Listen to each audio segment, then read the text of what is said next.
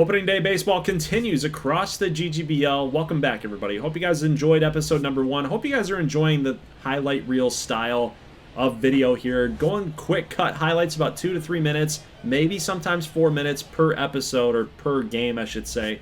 But hang in there. It's a long one here today. We got about 7 games to show you to finish out and to round out opening day action across the GGBL. Now, keep in mind, Friday, so tomorrow, at 9 o'clock Eastern, we are going to get 2 live stream games, Richmond against Miami and Seattle against Los Angeles. So it should be 2 really good games. Looking forward to it. So let's dive into this one. We got St. Louis hosting the Michigan Mallards. Couple names there up on the board for St. Louis you got to watch out for would be Sebastian Cruz, Jack Riddle, the starting pitcher here today, and Andrew Donovan. So kind of the stars of the Maroons here.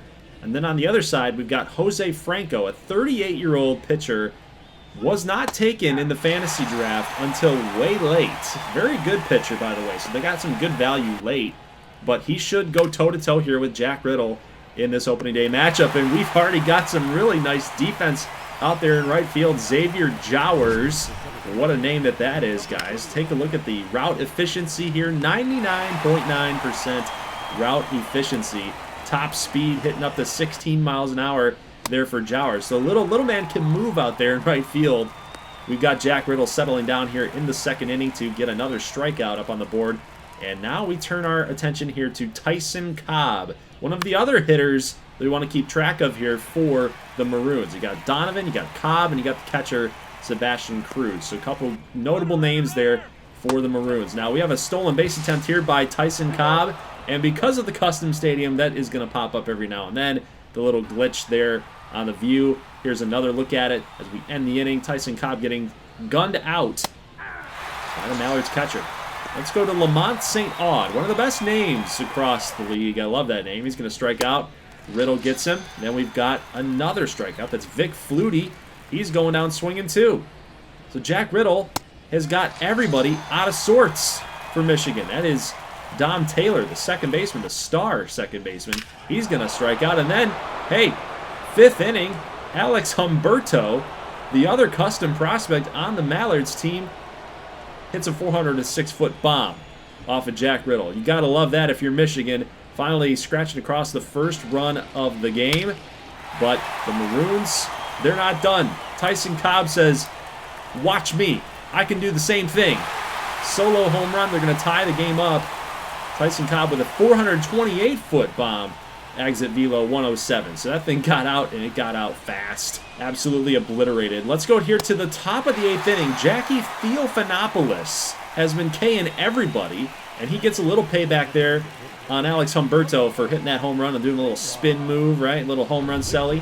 Well, he's going to get the payback there, striking him out.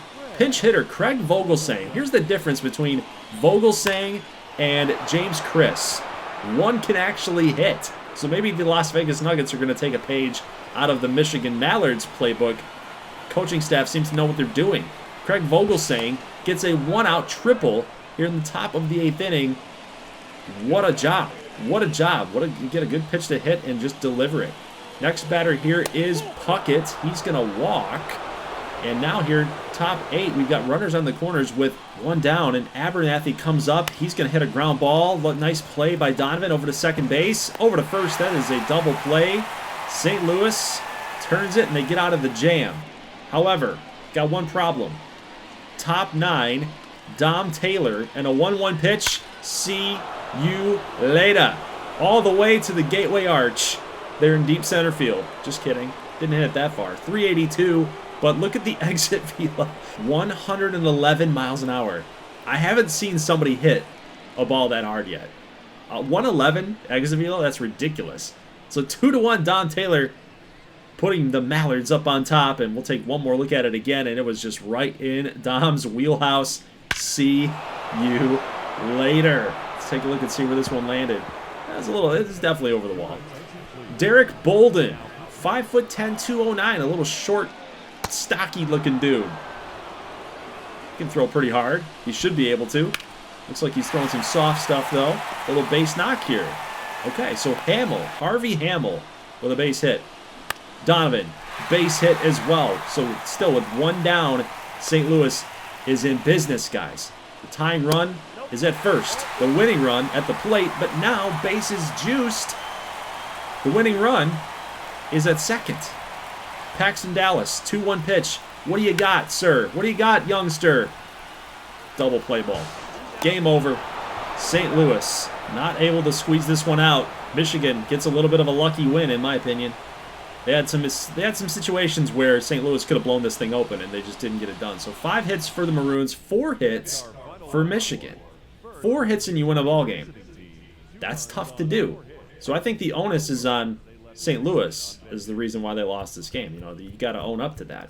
But a triple there for Vogelsang, a home run for Taylor and Humberto. Those guys really drove the offense. Frankie only had 3 strikeouts in the game, but when we look at the Maroons' offense here, Cobb was the only guy with a multi-hit game. He had 2.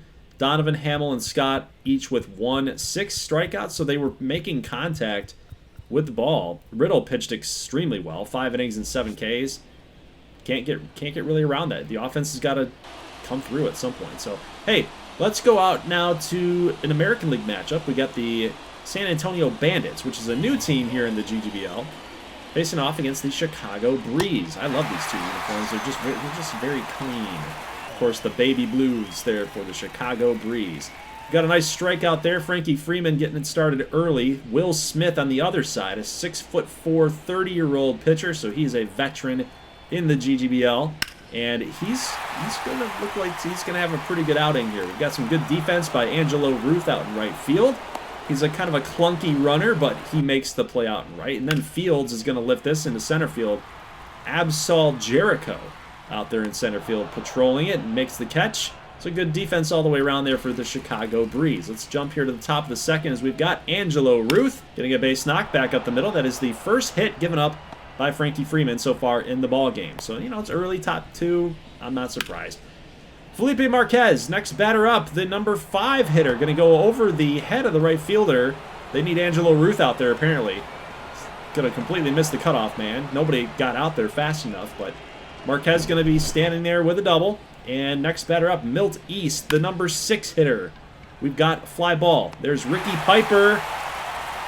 Nice throw. Nice throw. Able to hold the runner at third. They were tagging, but really good defense there by the left fielder, Ricky Piper. Next batter up, Turner Scarrow. Fly ball, right field, foul ground. Outfielder makes the catch, and right by the bullpen area, you know that runner's tagging off at third. I honestly, that was going to be 2 strikes with foul ball. I would seriously debate, as an outfielder myself, I would seriously have debated just letting that ball drop to get to 2 strikes, honestly, because you know the guy's tagging. It's an easy run.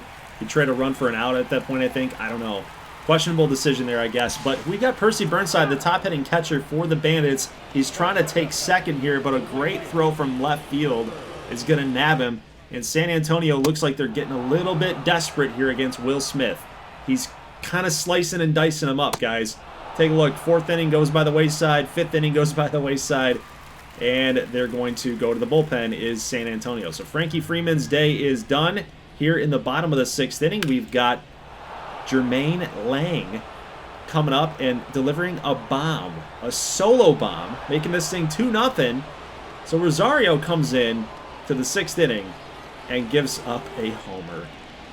Not how you drew it up there for the Bandits. Looks like they might be a poverty franchise. I don't know, man. I just don't feel very good about what I'm seeing from the Bandits. Will Smith still out there just firing on all cylinders. He's got another strikeout. Let's go bottom 7. A little bit of a jam here, but Scarrow back to second, over to first to Trey Mashburn. Double play, baby. Turner Scarrow playing some nice defense. Will Smith is still out there, by the way, guys, in the bottom of the 8th. And look at Scarrow flashing the leather again. We will get a replay here one more time, but man, he looks like he's going to be a pretty good player in this league, honestly. He's looking like he can swing the bat a little bit and definitely can play a lot of defense. And, you know, of course, wearing that number 0, you kind of got to be a player. So Pena comes on and gets the save, and the Breeze will win 2-0. And dare I say it, they kind of breezed through this team, the Bandits. They breezed through this victory. 6 hits to 4 hits. 2 runs to none. Frankie Freeman, only 2 strikeouts, no walks, 1 earned, 5 innings pitched. I thought he did pretty good. The one thing I want to tell you guys is during the fantasy draft, the Bandits really focused hard on pitching. So they are 3 deep as far as their starters go. But offensively, their best player, it's Percy Burnside, their catcher. That's a problem. They're going to have to focus on that in the offseason, I think, because what I saw here in opening day was not good. We'll follow it during the season, but I'm not seeing it, guys. I'm not quite seeing it. Let's get out here to Pittsburgh. We got Harmon Connor taking them out against the Iowa Reapers, and Xavier Hawkins, a custom player, going to draw a walk here. Next up, we've got Cruz. Base hit right down the line. It's going to go into foul territory all the way to the wall. Hawkins is going to end up rounding third and heading for home, and he will slide in safely. 1-0 very, very early in this ball game. They are just absolutely jumping on Connor. Sebastian Salvatore, a 2-run shot as well. Going to make this thing 3-0. And we'll take one more look at this, but Salvatore just unloaded on this pitch. Take a look and see where that location is. Boom, right down the middle. 5 hits in the inning, 3 runs, and the Reapers already making a statement like they're ready to play. Let's go on the other side to the bottom of the first inning. We got Elliot Cora. Pretty good pitcher, man. I've seen him in some test sims. He's a good strikeout guy. So they've really up and down. This Reapers lineup looks like they're going to be a force to be reckoned with in the GGBL this season. Good offense, good defense it looks like, and really good pitching. Let's go here top second again, and we've got Xavier Hawkins again leading off this inning, and he's going to lace a double all the way to the wall. Rounding second, headed for third, but ended up coming back over to second safely. He will end up scoring on the next base hit. Now we got bases juiced here, still top 2. Might have saved a couple runs there, so if you're Pittsburgh, you got to count your blessings at that point. But it is now 5-0, and that's going to do it there for Harmon Connor. He is out of the ball game. He's done. So we're going to go ahead and jump all the way here to the bottom of the 6th inning as we've got another strikeout there for Elliot Cora. And now top 7, runners on the corners. Defensively, can't buy it out. 6-0. Runner was going on contact. And Xavier Hawkins again in the 7th inning. Base hit up the middle. It is now 7-0. Xavier Hawkins has just absolutely gone off today in opening day action. And as we see, third baseman Andino makes a nice play. Run will score. Next batter up, 2-2 pitch. Look at Andino again, flashing the leather, baby. So they can buy outs. They can have outs whenever they want them. They've got good defense. They got good pitching. Their offense looks legit. I think Iowa is a very good team from what I'm looking at here. Pittsburgh's not a slouch. Like, they're not terrible. They just had either a bad day today or Iowa's really good. 15 hits, guys. 15 hits. That's the most that we've seen any team have so far in opening day. At least from the games that we've watched. Look at the output here. 3 for 4, 2 for 4, or 2 for 6, 2 for 5, 2 for 5. Bottom of the order, Alan McMahon also had 3 hits. Cora went 6 1/3 with 7 Ks and 1 walk. The Reapers are scary. No pun intended there. They're scary. Because you look on the other side, you had Chucky Morton as the only offense there for Pittsburgh. He had 2 hits out of the 3. Connor was not good. An inning and 2/3, 8 hits, 5 earned, 2 walks, 2 Ks. Not good enough. Not good enough. That's not going to cut it there for Pittsburgh. So they got a lot to think about here. Let's go out to the oldest stadium in the GGBL, Forest Heights Field, the home of the Wisconsin Maples, and we got some good players on the Maples to talk about here and to watch. Aiden Oliver being one of them. Second baseman, Avante Duckworth. First baseman, Matt Justice. I like the way that the Wisconsin Maples are built here. Now, what I'm really interested in seeing is how is their starting pitching going to handle that gauntlet of the offense in the AL Central. You've got the Reapers, you've got the Jacks here, good offensively, you got the Breeze as well. It's not going to be a very easy division there for the Maples, but here in the top of the 2nd inning, we've already got a possible double there by Mason Maxwell. That's a really good hitting catcher for the Jacks. Next batter up is Javier Calzado. Looks like to be a base hit, maybe. Oh, the dive, it's off the glove, but with 2 down, Mason Maxwell is already running, so it's an easy run there for Minnesota. RBI single there for Calzado. King's going to strike out. Casey Brown kind of settles it down just a little bit. Rhyme not intended. Highlighted Aiden Oliver here at the top of the game. Little pre-game analysis there. Hoping that he was going to get a base hit there, but did not. Or a walk would have been good. But going to fly out there to right field. Now let's go here, bottom third. It's a really nice catch out there in left field by David Gonzalez. Feliz is not going to be able to advance the runners here. Wisconsin definitely needs to cash in, but they won't be able to do it as Moore strikes out and McClendon gets the K. Got him looking. Let's go bottom four. Avante Duckworth in a 1-1 game and a 1-2 pitch with 2 down. Absolutely clutch that this dude came up and hit a solo bomb. And it really didn't get out there too much. I mean, 375 at 98 miles an hour. The thing just kind of floated up there. He got under it a lot, and somehow it carried out. So top of the 6th, we got a base hit all the way to the wall. That should be a double there for James Levitt, but we got an error there on the left fielder. Just a missed throw. We're not going to actually call that an error, but Levitt's going to be on with a base hit. Now, line drive. You got to freeze. David Gonzalez is going to score Levitt. And there's a 2-1 game. RBI double for David Gonzalez. Abram Grandstaff, base knock. Again, left fielder's just been busy there for the Maples. That's going to be another run there. Gonzalez scores. Grandstaff gets his first major league hit and RBI. I'm going to give him that one. I will give him that graphic, simply because he wasn't a part of GGBL 21. So now that he's here in 23, I'm going to give that to you. First RBI, first hit. Congratulations, young man. Now, again, left fielder getting busy out there. Micah Kang with an RBI, 2 RBI, single I should say, making it 5-1. Then James Levitt here in the top of the 7th. Solo shot. The onslaught, the offensive onslaught happening here for the Jacks. Wisconsin just not being able to withstand it. They have not been able to do anything offensively. They've got some good offensive pieces, man, but they are just not competing against Minnesota.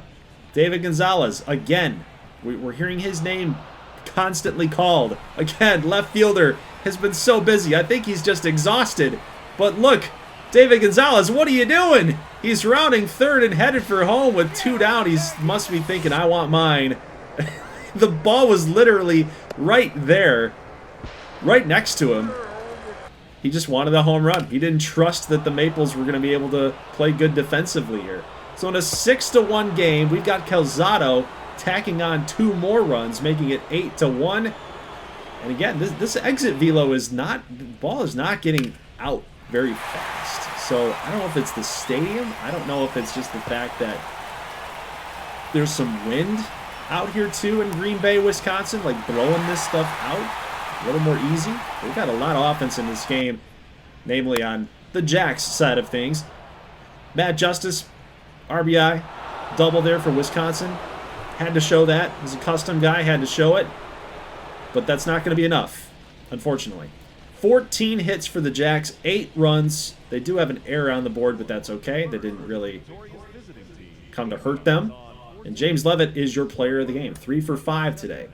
Let's take a look at those Jacks. We got Gonzalez, 3 for 5. Levitt, 3 for 5.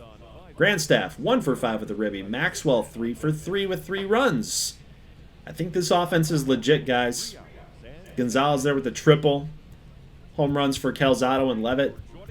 I think this offense is legit. It's something to watch out for, at least. McClendon, 5 Ks, 6 innings, was pretty solid. Bullpen held it down. Now you look over on the Wisconsin Maples side. I look at that roster and I'm thinking, like, they've got pieces. It just didn't show up today for whatever reason. Let's get out to Atlanta and Carolina here at rainy Renway Field. We got a couple players to watch out for. Damian Wright, their second baseman. Quentin Weiss, their catcher. Jack Chavez out on the mound here tonight. Probably their best pitcher, their best arm coming out of the starting rotation. He's a little old at 30 years old, so it's going to be something that they probably want to look at in the future, is probably focusing on drafting some starting pitching, getting a little younger in that area. But Quentin Weiss going to throw out the stealing runner there in the top of the first inning. Let's go to the bottom of the first is Aiden Myhill, 2 custom players now taking each other on from GGBL 21. We got Aiden Myhill, the starting pitcher for Atlanta, and Seiko Ichiman, the custom player for Carolina. Look at that swing. He's got that pure Japanese-looking swing right there. It's hilarious. I love Seiko Ichiman. He's one of my favorites. But we do get a strikeout there from Myhill, so he shakes shakes off that early base hit by Ichiman and going to get out of the inning. So let's go bottom third. We've got 2 down. Ichiman, again, making some good contact, but left fielder plays some good defense and gets him out. Jack Chavez still firing out there. Got another strikeout. That is number 3 on the ledger for him. Make that number 5, actually. He's going to strike out the side there against Atlanta. Let's go top 5th with about 70-plus pitches now for Chavez and some things that might start coming unraveled just a little bit. Got runners on the corners here. Top 5. Atlanta comes up with a base hit. You've got Seth Ambrose, base hit down the third base line. That's going to score at least 1. We'll see if they try to push this thing to third. No. So runners will stay at first and second. Next batter up is Xander Pollock. That's going to be inside the gap in right center field. A couple runs are going to score here, making it a 3-0 ball game. Xander Pollock stays on second. And still with nobody down, you got to think about taking him out, and they do. So Atlanta, they made it sting on that one. Pun definitely intended. Now you got Johnny Johns. I know exactly where this guy came from. He was one of those guys in our 12-year simulation in the future. My community must have found him and thought his name was hilarious and put him in there. So it's a little surprise to me. Johnny Johns. Absolutely hilarious. But 4-0 game here. Ground ball. And the inning will be over. So Johns does a job, I guess, even though he gave up 1 run. And then Weiss comes up in the bottom of the 5th inning, making this thing a ball game yet again with a 2-run shot. It is now 4-2. That thing, unlike the last game that we just saw, it actually did get out in a hurry. Exit velo 100.2. Take a look at that swing. I love that stance, too, by the way, for Quentin Weiss. It is definitely a good one. So it's still 4-2 game here. Look at Chris Rosario in center field. If that thing drops, if that thing gets all the way to the wall, it is 4-3. It's a brand new ball game. A lot tighter of a ball game, I should say. So Ken Porter now in the bottom of the 8th, a 2-2 pitch. He comes on and gets a huge strikeout. Carolina can't find a way to get those runners across. Runners on first and second situation. Take one more look here. Delivering the big possible knockout punch against Carolina here. So top 9, Rosario. Should be a base hit, right? Well, not so fast. Not with Seiko Ichiman playing shortstop, man. This guy is a fielder first, contact hitter second. Take one more look at this. Look at that hop. Woo! It's a beautiful play. Beautiful play there by Seiko. Keeping his team in the ballgame. That's all you can ask for. But a base hit here to right field. Throw is offline, and the runner will score. It is now 5-2 thanks to Eddie Baroa getting the base knock. So Jeffrey Lazar coming out. He is their left-handed closing pitcher. He's got one more out to get in a full count pitch. 4-seam fastball. See you later. Atlanta will win the ball game. Myhill gets credited with the W. Chavez with the loss. Now I'm interested to see who the player of the game was. Looks like Jeffrey Lazar. Wow. Really? Really? Come on. The guy gets a save and he's the player of the game. Look at Eddie Baroa. He's went 3 for 5. Pollock went 2 for 4. But he's also got an RBI too. Myhill was decent as well. 5 strikeouts, no walks. He had the control going. I don't know. I probably would have gone the other way. Definitely not the closer at that point. But Chavez was shaky. 2 walks, 4 Ks, 4 innings. 4s were wild there. 4 hits, 4 runs. He'll probably bounce back, but it'll be interesting to see how a 30-year-old guy like that can find his way through the season. So we'll see. Nashville Heat. Couple players here. Walker Latier, their third baseman. Guy to watch out for. Projections-wise, it looks like to be their best hitter. So I'd watch out for him. New Orleans got some nice players here. You got Clayton Hall, Luigi Mazza, just to name a few offensive pieces there for them. Bruce Don, their starting pitcher here for opening day. Pretty tall guy, 6'4", 182, pretty lanky, pretty young pitcher as well. Demetrius Edwards-George leading them off here in the bottom of the first inning. DEG, as we like to call him. Very good contact hitter, good fielder, and he's a speed threat. A big-time speed threat. So I forgot to mention DEG was a namestay. He was a staple on this Nashville Heat team from GGBL 21. So just another guy to watch out for here, guys. But top 2, we've got Keith Staub. What a name, by the way. What a name. But he's got some pretty good game by the looks of it. Home run, solo variety there for Staub. Swing up 1-0. William Murphy, custom player, going to strike out. Bruce Don, pitching pretty good. Let's go top third. Clayton Hall, 2-run shot. Yes, sir. Over the wall, over the restaurant area. Coming back onto the field. Either the fans threw it back or they just whiffed on actually catching it. I'm going to say that they whiffed on catching it. We'll see right here what happened. And, yeah, they whiffed. They completely whiffed. But 3-0 game here. Runner on base. Caleb Hartman hits a 2-run shot himself. So he just negated everything that Clayton Hall just did right there. So good job by the hitter, Caleb Hartman. Repping that number 9. GG9, as you guys know. That's my main channel. He's repping my number. Good job, Caleb Hartman. DEG with a stolen base after his first base hit of the season. That's his first stolen base of the season. So a lot of firsts here for DEG. And got a huge jump, by the way. Huge jump. They pitched out on that, and they still couldn't nab him. Take a look here. Look at this. This is a really clean transition from the catcher, and yet DEG steals third. He stole third base. He's so fast. He might be the fastest guy in the league. I would go that far to say that. And then they're going to manufacture this run. DEG did this by himself. Bill Stevens, give him some credit here to get that fly ball out there to score the run, but get a base hit, steal 2 bags, get that run across. You did a lot of it by yourself. Let's go here to the next inning. Steve Bourbon, 2-run homer off of Robbie Herzog. He's had a problem with the long ball here today. Already 3 home runs given up. And, 1 to Bourbon, 1 to Hall, and 1 to Staub. And then you've got Augustine Cortez, the relief pitcher, coming in to face Clayton Hall in the top of the 5th inning, and he's going to deliver his 2nd home run of the game.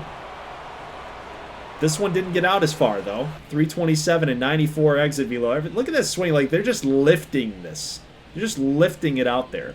It's just an interesting approach today by the swing, but it's working. It's working inside Music City Park. Pedrosa with a 1-out double. It's going to give the Heat a chance. However, with the next batter out, next batter comes up and strikes out looking.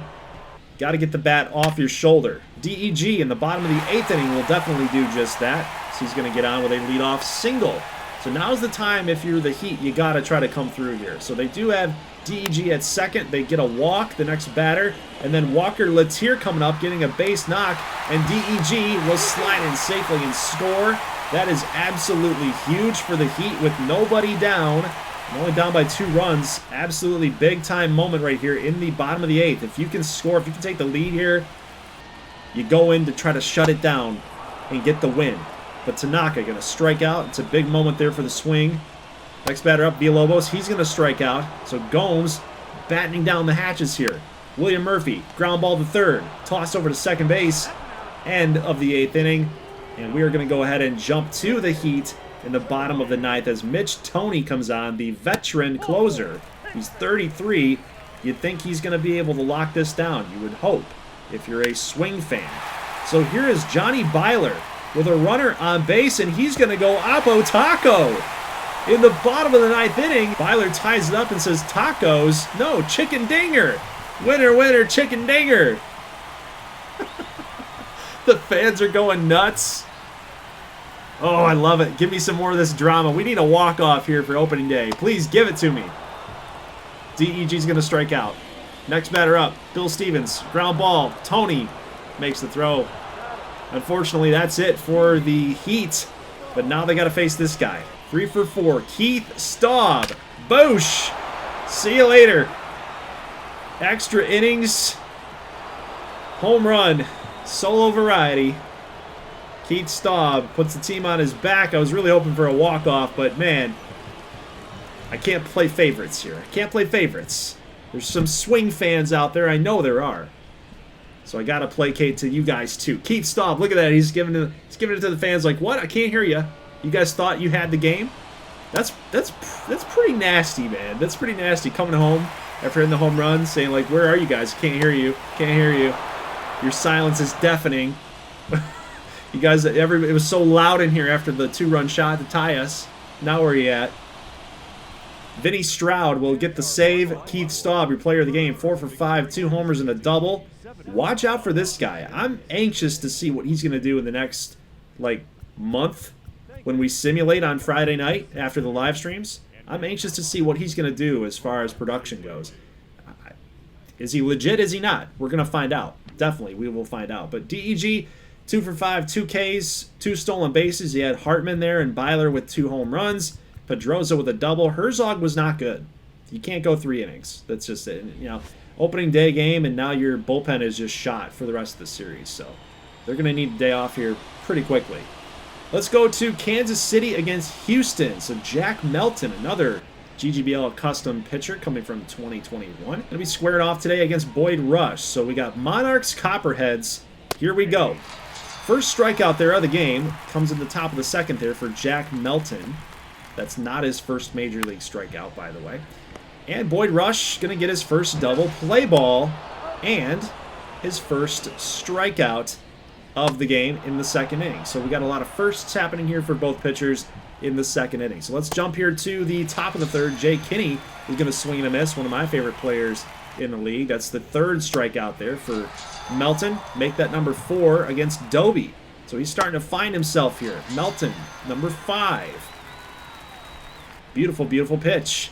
3-2 pitch to Bobby Gardner. Taking it. 95 plus. Tough to beat, especially when he's going to paint like that. Still no hits there for Kansas City, so they need the offense to help their pitcher out. Melton's got to get a little run support here. Wallace Hayes coming up with nobody down. Whoa! That thing just got out. Again, look at the exit velo. 84. That is the lowest that I've ever seen for a ball to get out. 84 exit velo, 330, and it literally went down the line. I think that's the only possible way that it could have been a home run, is right next to the foul pole. 84 exit velo, that's nuts. Let's go to the top of the 5th. Jack Melton's day is done. Enrique Madrid comes on. His pitch count was way too high. They had to go to the bullpen, and Cosmo Mitre rudely greets him out of the bullpen with a solo shot. Next batter up is Denzel Good. He'll get on with a walk. Then Boyd Franks comes up and hits a double, an RBI double, down the line. Good's going to score. It's now 2-2. So Madrid comes out and does not get the job done here. Still top 5. Jay Kinney comes up as the number 3 hitter. He's going to get an RBI double as well. Now 3-2. They've scored 3 runs here as soon as Jack Melton's day was done. Houston takes the lead, and now they got to go to the bullpen again. It's Tate Cantrell coming in to try to shut down the Copperheads offense. It's Andrew Doby striking out on a changeup. Probably should not have swung at that pitch. Here's Russell Richmond with a base knock in the gap. Right center field gap. That's going to score another run. Center fielder Wallace Hayes got to get that throw in, and there you go. So another double, another RBI double. Let's be specific here for Houston. Still bottom 5. Still in the 5th inning, per se, guys. Still in the 5th inning. Kansas City comes up. Connie Montez. RBI double. They're going to pull within 1. Good hit. Way to bring it back here. 4-3. Tate Cantrell still out there in the top of the 6th, and Bobby Gardner goes deep. So the run that they just got from Montez's bat, they give it up.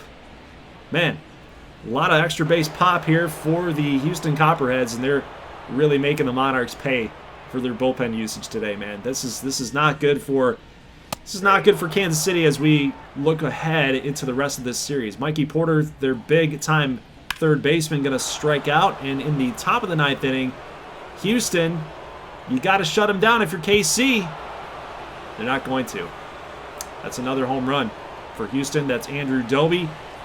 It's another big shot right there. Look at the swing. Boom. See you later. And that'll do it, guys. That'll do it. Houston gets a win.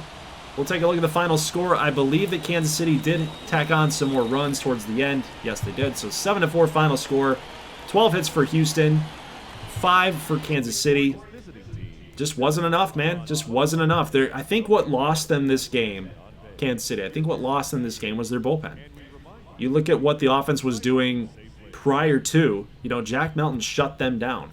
Jay Kinney had a big day. Boyd Franks, Richmond, Doby came on. Mitra, everything that they did offensively came after Jack Melton was gone. We'll take a look and see what Jack Melton did as a final line score, but Mikey Porter had 3 strikeouts. Brolo had 2 strikeouts. So I'm looking at those 2 guys as leaders of this offense, they got to do a little bit extra. They got to do a little bit better than that. So 4 innings for Melton, 6 strikeouts. He just didn't have the stamina today, and it cost him dearly. So that's going to do it for the video, guys. Leave a like if you like this thing. Make sure you're coming back here tomorrow night at 9 o'clock Eastern Standard Time, because we are going to watch the 2 live stream games, Richmond against Miami and Seattle against Los Angeles. 2 rivalry matchups there on opening day. Going to be pretty fun. But after that is done, so we're going to start at 9 o'clock, and it'll probably be finished about 11. That's what I'm hoping for, is about 11.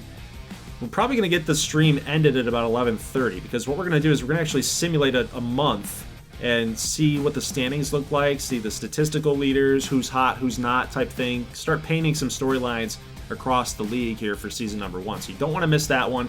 Then on Monday, I'm going to be posting some YouTube shorts based on some top plays. We'll do like a top 10 list. If you guys have any suggestions or considerations, some submissions about what you think should be a top 10 play consideration, please let me know, and I'll look at that. But anyway, that's it for the video, guys. Leave a like if you like this thing. I'll see you back here on Friday night for the 2 live stream games, and then the month simulation at the end of that live stream. So guys, as always, thank you so much for watching, and peace.